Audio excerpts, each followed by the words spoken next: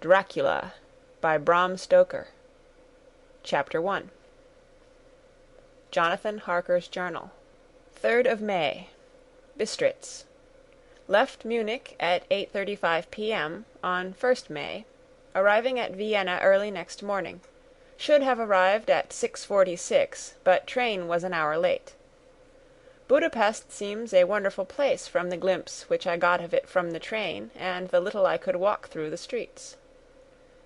I feared to go very far from the station, as we had arrived late and would start as near the correct time as possible. The impression I had was that we were leaving the west and entering the east.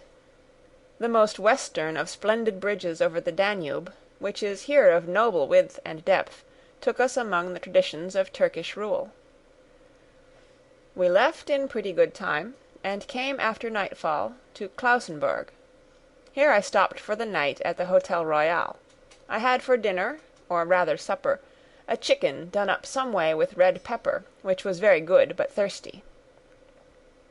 Memorandum: get recipe for Mina.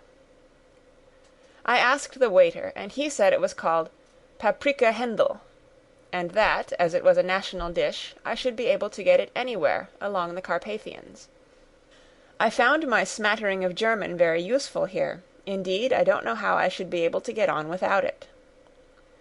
Having had some time at my disposal when in London, I had visited the British Museum, and made search among the books and maps in the library regarding Transylvania. It had struck me that some foreknowledge of the country could hardly fail to have some importance in dealing with a nobleman of that country.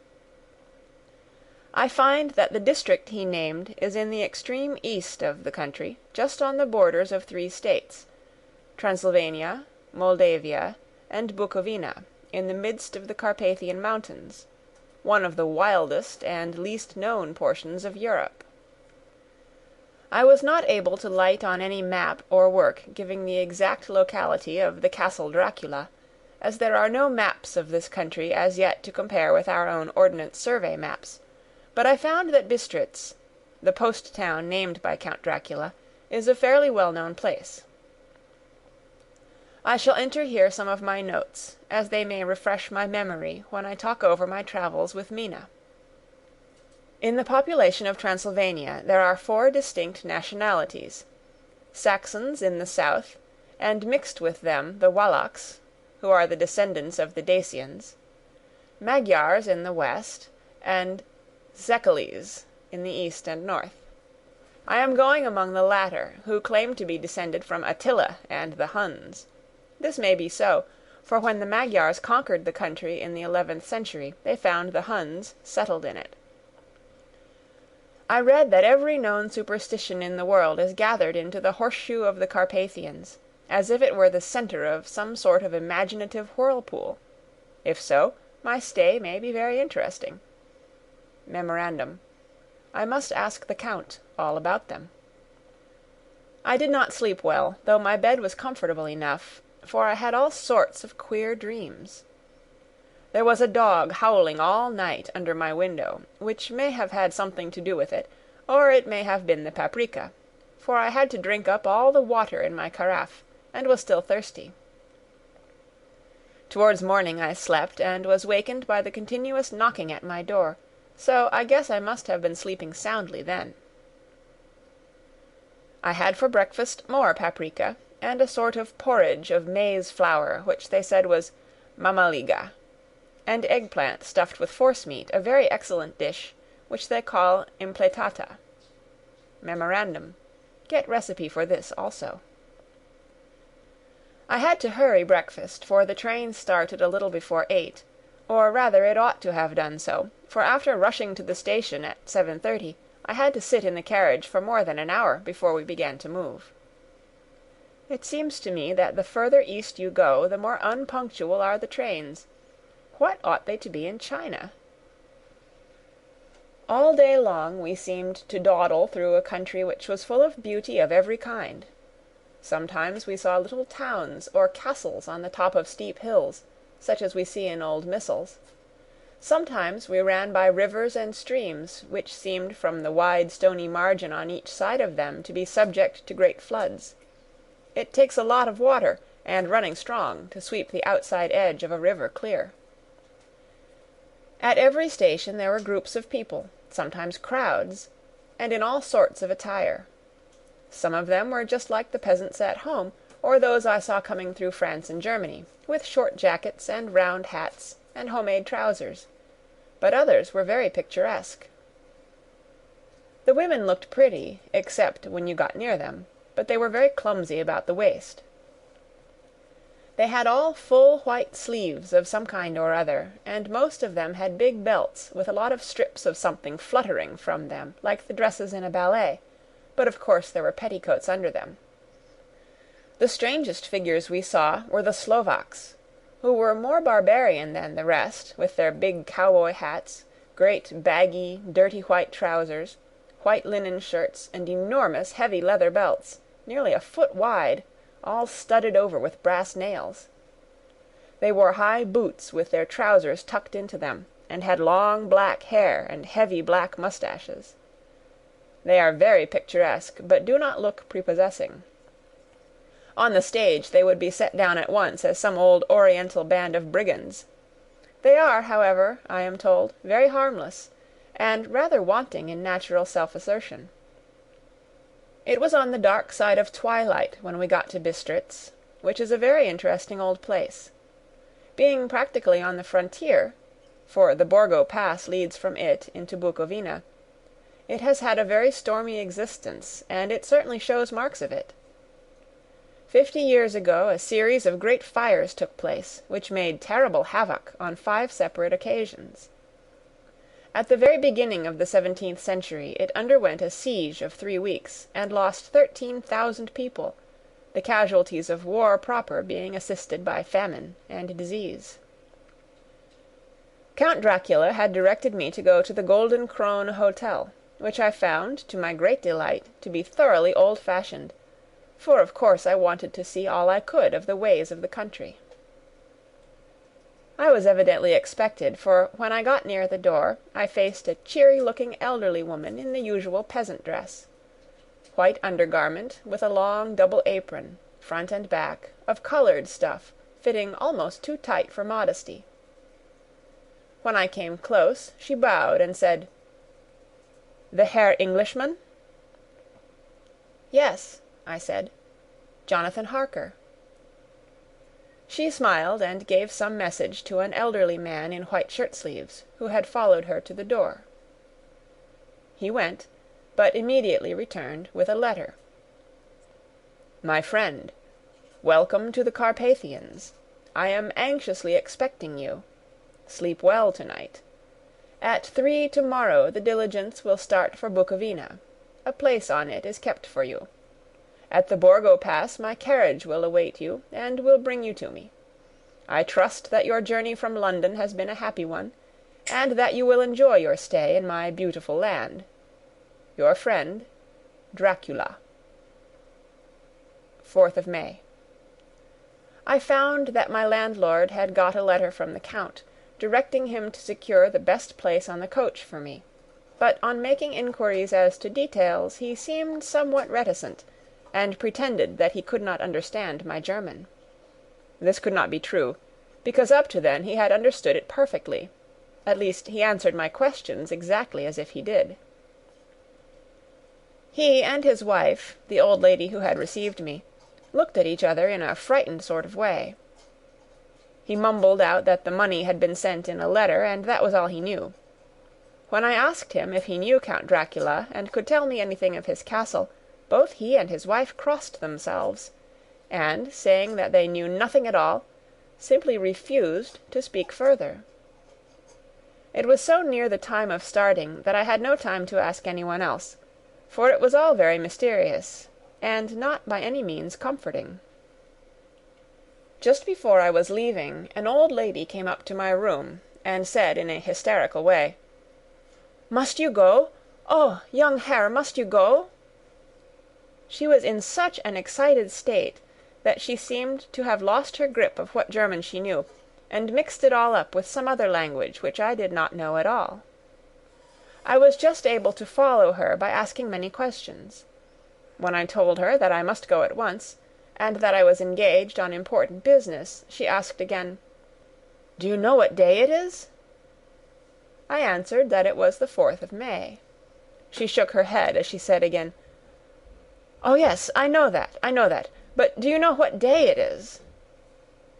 On my saying that I did not understand, she went on, "It is the eve of St. George's Day. Do you not know that tonight, when the clock strikes midnight, all the evil things in the world will have full sway? Do you know where you are going, and what you are going to?" She was in such evident distress that I tried to comfort her, but without effect. Finally she went down on her knees and implored me not to go, at least to wait a day or two before starting. It was all very ridiculous, but I did not feel comfortable.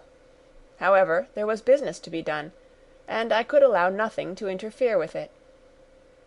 I tried to raise her up, and said as gravely as I could that I thanked her, but my duty was imperative, and that I must go. She then rose and dried her eyes, and taking a crucifix from her neck, offered it to me. I did not know what to do, for, as an English churchman, I have been taught to regard such things as in some measure idolatrous, and yet it seemed so ungracious to refuse an old lady meaning so well, and in such a state of mind. She saw, I suppose, the doubt in my face, for she put the rosary round my neck and said, "For your mother's sake," and went out of the room.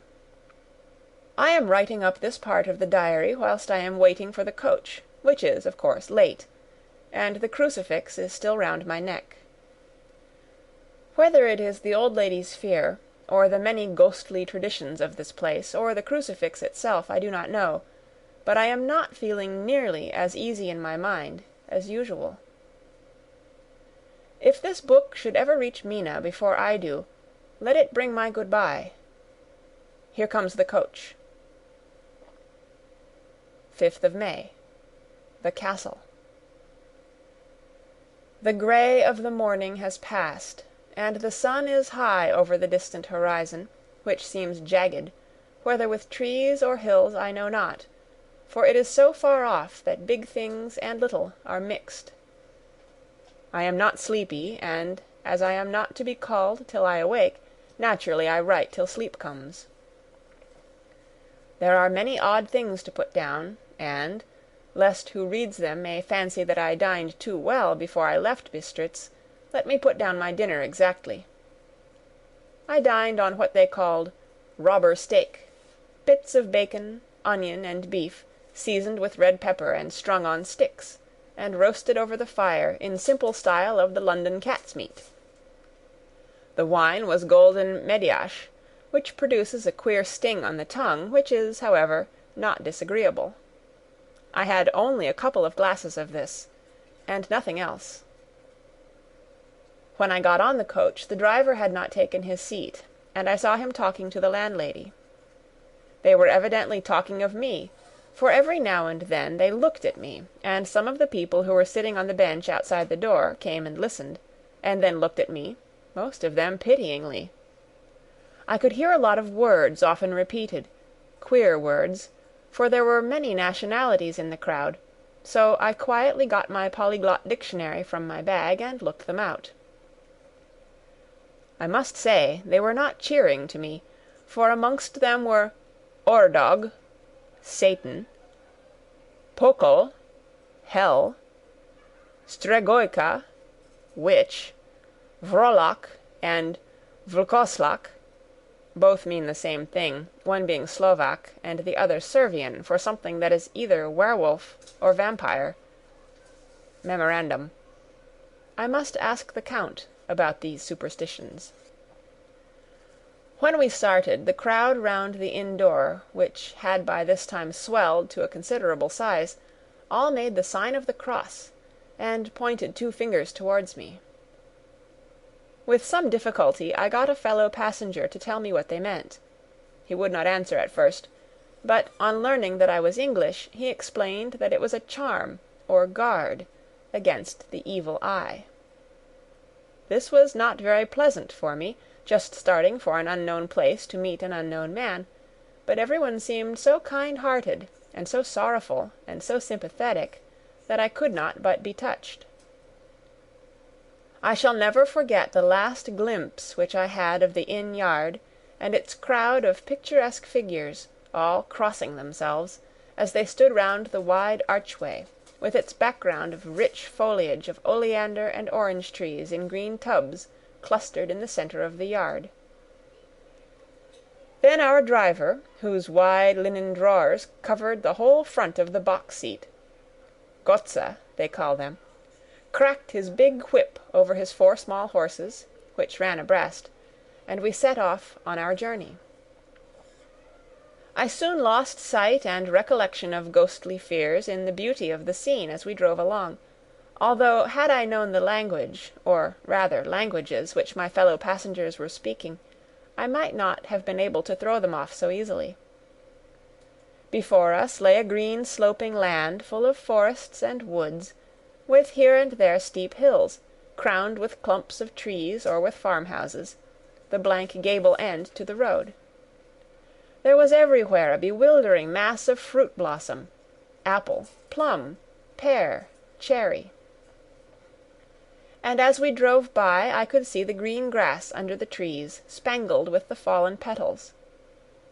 In and out amongst these green hills of what they call here the Mittelland ran the road, losing itself as it swept round the grassy curve, or was shut out by the straggling ends of pine woods, which here and there ran down the hillsides like tongues of flame. The road was rugged, but still we seemed to fly over it with a feverish haste. I could not understand then what the haste meant, but the driver was evidently bent on losing no time in reaching Borgo Prund. I was told that this road is in summer-time excellent, but that it had not yet been put in order after the winter snows. In this respect it is different from the general run of roads in the Carpathians, for it is an old tradition that they are not to be kept in too good order. Of old the hospodars would not repair them, lest the Turk should think that they were preparing to bring in foreign troops, and so hasten the war, which was always really at loading point. Beyond the green swelling hills of the Mittelland rose mighty slopes of forest up to the lofty steeps of the Carpathians themselves. Right and left of us they towered, with the afternoon sun falling full upon them and bringing out all the glorious colours of this beautiful range, deep blue and purple in the shadows of the peaks, green and brown where grass and rock mingled, and an endless perspective of jagged rock and pointed crags, till these were themselves lost in the distance, where the snowy peaks rose grandly. Here and there seemed mighty rifts in the mountains, through which, as the sun began to sink, we saw now and again the white gleam of falling water. One of my companions touched my arm as we swept round the base of a hill, and opened up the lofty snow-covered peak of a mountain, which seemed, as we wound on our serpentine way, to be right before us. "Look, Istenzek, God's seat," and he crossed himself reverently. As we wound on our endless way, and the sun sank lower and lower behind us, the shadows of the evening began to creep round us. This was emphasized by the fact that the snowy mountain top still held the sunset, and seemed to glow out with a delicate cool pink. Here and there we passed Czechs and Slovaks, all in picturesque attire, but I noticed that goitre was painfully prevalent. By the roadside were many crosses, and as we swept by my companions all crossed themselves. Here and there was a peasant man or a woman, kneeling before a shrine, who did not even turn round as we approached, but seemed in the self-surrender of devotion to have neither eyes nor ears for the outer world. There were many things new to me, for instance, hay-ricks in the trees, and here and there very beautiful masses of weeping birch, their white stems shining like silver through the delicate green of the leaves. Now and again we passed a Leiterwagen, the ordinary peasant's cart, with its long snake-like vertebra, calculated to suit the inequalities of the road. On this were sure to be seated quite a group of home-coming peasants, the Czechs with their white, and the Slovaks with their coloured sheepskins, the latter carrying lance-fashion their long staves, with axe at end. As the evening fell it began to get very cold, and the growing twilight seemed to merge into one dark mistiness with gloom of the trees, oak, beech, and pine, though in the valleys which ran deep between the spurs of the hills, as we ascended through the pass, the dark firs stood out here and there against the background of late-lying snow. Sometimes, as the road was cut through the pine woods that seemed in the darkness to be closing down upon us, great masses of greyness, which here and there bestrewed the trees, produced a peculiarly weird and solemn effect, which carried on the thoughts and grim fancies engendered earlier in the evening, when the falling sunset threw into strange relief the ghost-like clouds, which amongst the Carpathians seemed to wind ceaselessly through the valleys. Sometimes the hills were so steep that, despite our driver's haste, the horses could only go slowly. I wished to get down and walk up them as we do at home, but the driver would not hear of it. "No, no," he said, "you must not walk here. The dogs are too fierce." And then he added, with what he evidently meant for grim pleasantry, for he looked round to catch the approving smile of the rest, "And you may have enough of such matters before you go to sleep." The only stop he would make was a moment's pause to light his lamps. When it grew dark there seemed to be some excitement amongst the passengers, and they kept speaking to him, one after the other, as though urging him to further speed. He lashed the horses unmercifully with his long whip, and with wild cries of encouragement urged them on to further exertions. Then through the darkness I could see a sort of patch of grey light ahead of us, as though there were a cleft in the hills. The excitement of the passengers grew greater. The crazy coach rocked on its great leather springs, and swayed like a boat tossed on a stormy sea. I had to hold on. The road grew more level, and we appeared to fly along. Then the mountains seemed to come nearer to us on each side, and to frown down upon us. We were entering on the Borgo Pass.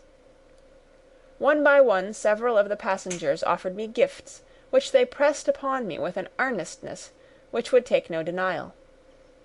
These were certainly of an odd and varied kind, but each was given in simple good faith, with a kindly word and a blessing, and that same strange mixture of fear-meaning movements which I had seen outside the hole at Bistritz, the sign of the cross, and the guard against the evil eye. Then, as we flew along, the driver leaned forward, and on each side the passengers, craning over the edge of the coach, peered eagerly into the darkness. It was evident that something very exciting was either happening or expected, but though I asked each passenger, no one would give me the slightest explanation. This state of excitement kept on for some little time, and at last we saw before us the pass opening out on the eastern side. There were dark rolling clouds overhead, and in the air the heavy, oppressive sense of thunder. It seemed as though the mountain range had separated two atmospheres, and that now we had got into the thunderous one. I was now myself looking out for the conveyance which was to take me to the Count. Each moment I expected to see the glare of lamps through the blackness, but all was dark. The only light was the flickering rays of our own lamps, in which the steam from our hard-driven horses rose in a white cloud. We could see now the sandy road lying white before us, but there was on it no sign of a vehicle. The passengers drew back with a sigh of gladness, which seemed to mock my own disappointment. I was already thinking what I had best do, when the driver, looking at his watch, said to the others something which I could hardly hear, it was spoken so quietly, and in so low a tone. I thought it was "an hour less than the time."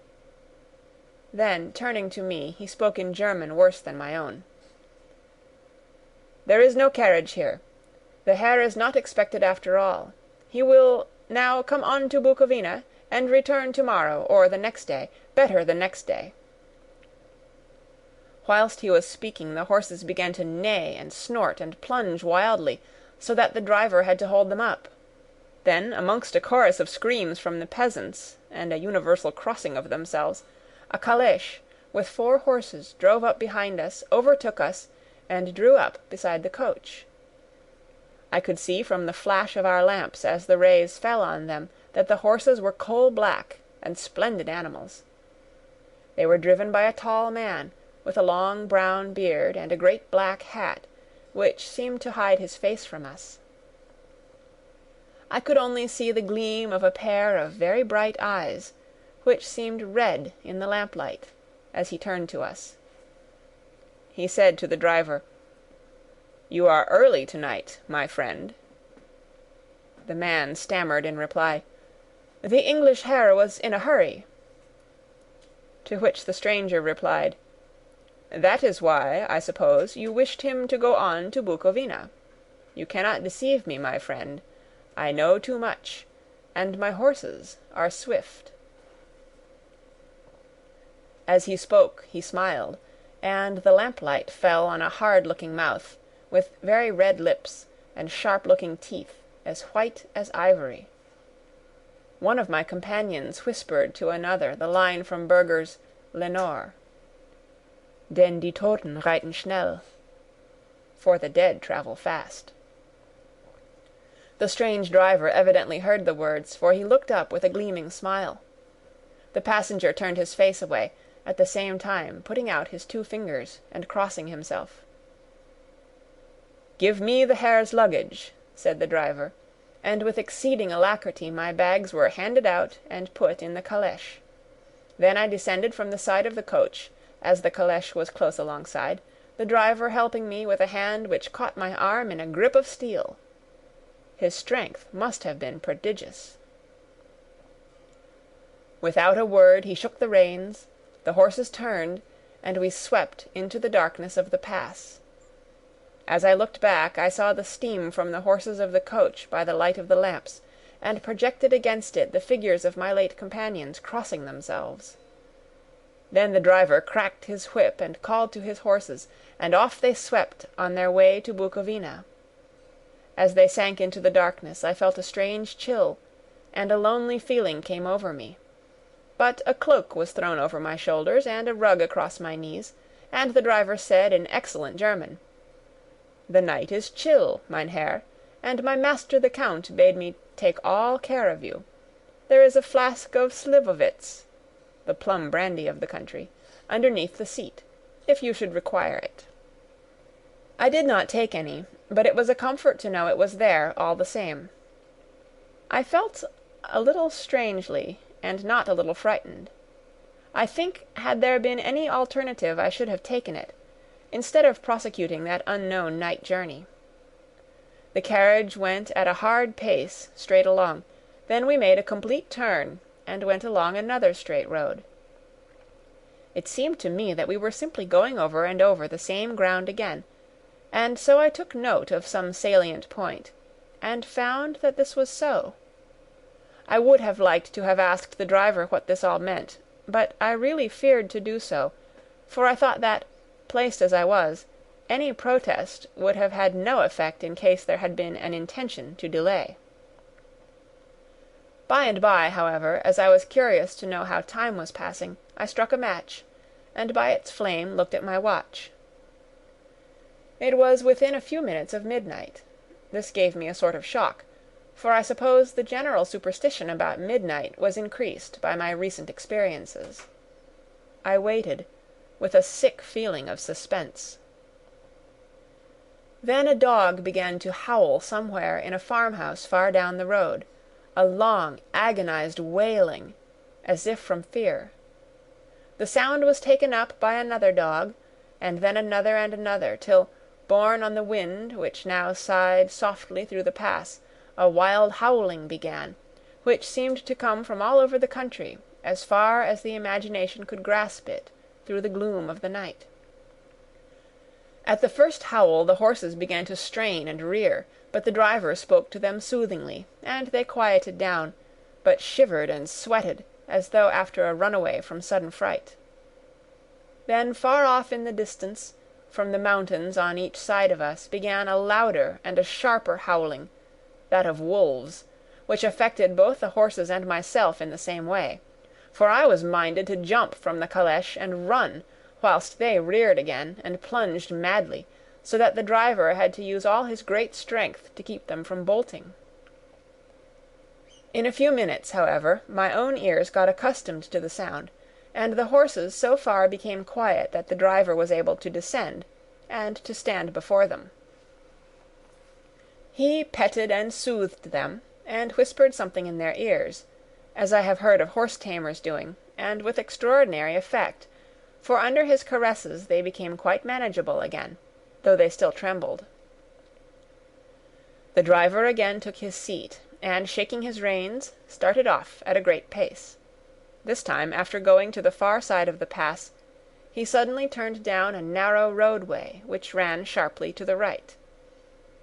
Soon we were hemmed in with trees, which in places arched right over the roadway till we passed as through a tunnel.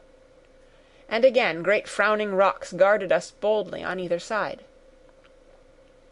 Though we were in shelter, we could hear the rising wind, for it moaned and whistled through the rocks, and the branches of the trees crashed together as we swept along. It grew colder and colder still, and fine powdery snow began to fall, so that soon we and all around us were covered with a white blanket. The keen wind still carried the howling of the dogs, though this grew fainter as we went on our way.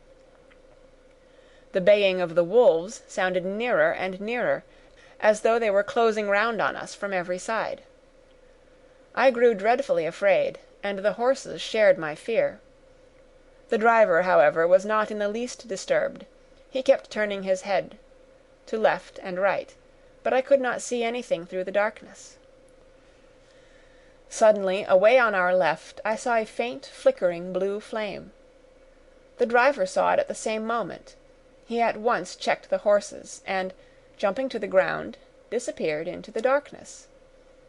I did not know what to do, the less as the howling of the wolves grew closer, but while I wondered, the driver suddenly reappeared again, and without a word took his seat, and we resumed our journey.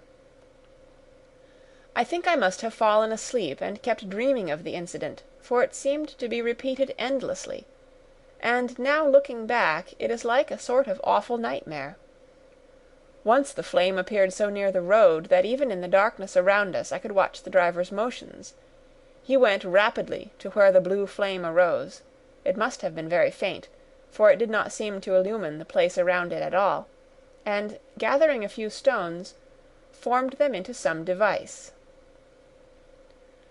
Once there appeared a strange optical effect. When he stood between me and the flame he did not obstruct it, for I could see its ghostly flicker all the same. This startled me, but as the effect was only momentary, I took it that my eyes deceived me straining through the darkness. Then for a time there were no blue flames, and we sped onwards through the gloom, with the howling of the wolves around us, as though they were following in a moving circle. At last there came a time when the driver went further afield than he had yet gone, and during his absence the horses began to tremble worse than ever, and to snort and scream with fright. I could not see any cause for it, for the howling of the wolves had ceased altogether. But just then the moon, sailing through the black clouds, appeared behind the jagged crest of a beetling pine-clad rock, and by its light I saw around us a ring of wolves, with white teeth and lolling red tongues, with long sinewy limbs and shaggy hair.